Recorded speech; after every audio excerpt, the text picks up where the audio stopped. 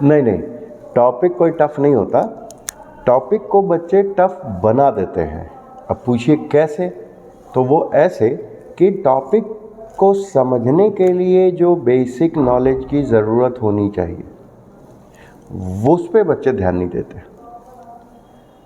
मैं भी कई रील्स या वीडियोस मेरे सामने भी निकलते हैं, मैं ध्यान देता हूँ उन पे, तो कुछ चीज़ें उनमें ऐसी ज़रूर होती हैं जो हम लोगों को भी सीखने को मिलती हैं।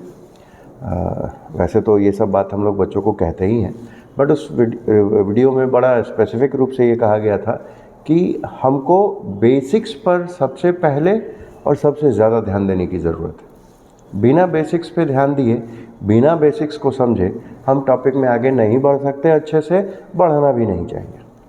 अब जैसे क्लास 12th में कूलम्ब्स लॉ है ना, कूलम्ब्स लॉ का वेक्टर फॉर्म है, कूलम्ब्स लॉ में रिजल्टेंट फोर्स की बात होती है।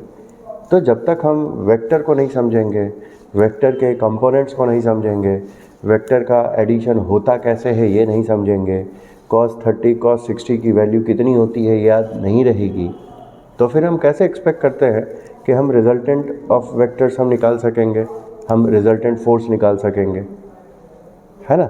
तो ज़रूरी है कि हम पहले बेसिक्स पर ध्यान दें। इसी में फिर आगे इलेक्ट्रिक फील्ड पे जब जाते हैं तो इलेक्ट्रिक फील्ड के टॉपिक में होता है कि बॉस ये फोर्स पर यूनिट चार्ज होती है, तो हम पहले फिर फोर्स को समझेंगे, है ना। ये जो पर यूनिट टर्म यूज़ किया गया उसको समझेंगे। तो जब इन सब चीज़ों का सेंस हमको समझ में आएगा तभी तो वो टॉपिक भी समझ में आएगा और तभी हमको पढ़ने में भी इंटरेस्ट आएगा। तो स्टूडेंट्स यही गलती करते हैं। तो मेरी व्यक्तिगत सलाह है कि बच्चे पहले अपना बेस मजबूत करें, टॉपिक को पढ़ने के लिए जो बेसिक टर्मिनोलॉजी है, बेसिक कंसेप्ट्स हैं, उनको पॉलिश करें, फिर टॉपिक पे आएँ। फिर देखिए यूँ होती है पढ़ाई।